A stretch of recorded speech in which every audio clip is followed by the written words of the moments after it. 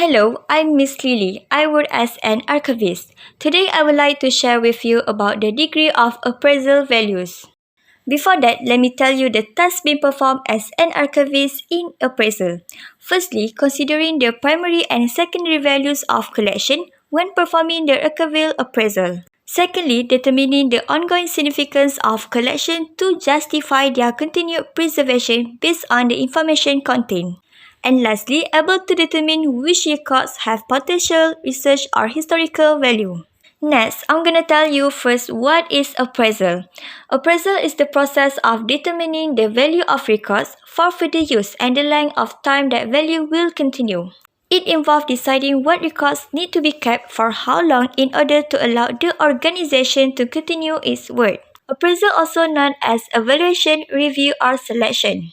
Now we move to the part of the degrees of appraisal values. For your information, there are two values, namely primary value and secondary value.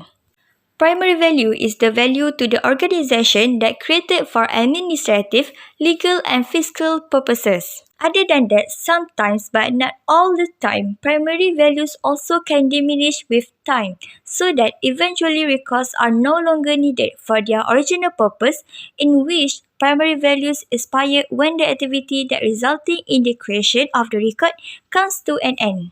The benefits in identifying records of ongoing business value are: firstly, will assist efficiency and effective administration. Secondly, enable decision making and policy development based on current information. And lastly, allow organizations to be accountable in terms of management of resources, legal and financial scrutiny.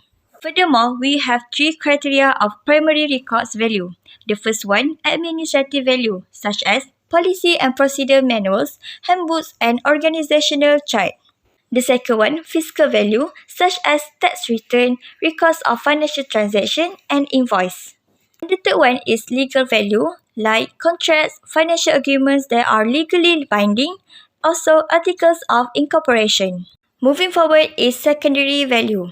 Secondary value is the additional historical value to the organization and wider society. The value of the records to others and its value is based on the purposes different from what it was originally created for. This can include evidential value derived from the way the record documented the history, structure, and functions of an organization. Also, it can include as an informational value in providing research material on persons, places, and subjects. Unlike primary value, secondary value do not diminish with time. The uses of this record are often unforeseen and various and limited only by the historian or researcher's imagination.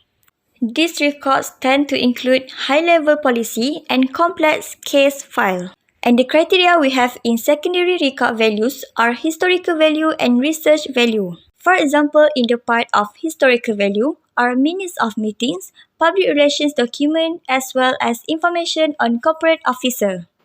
And that's all from me. Thank you for listening.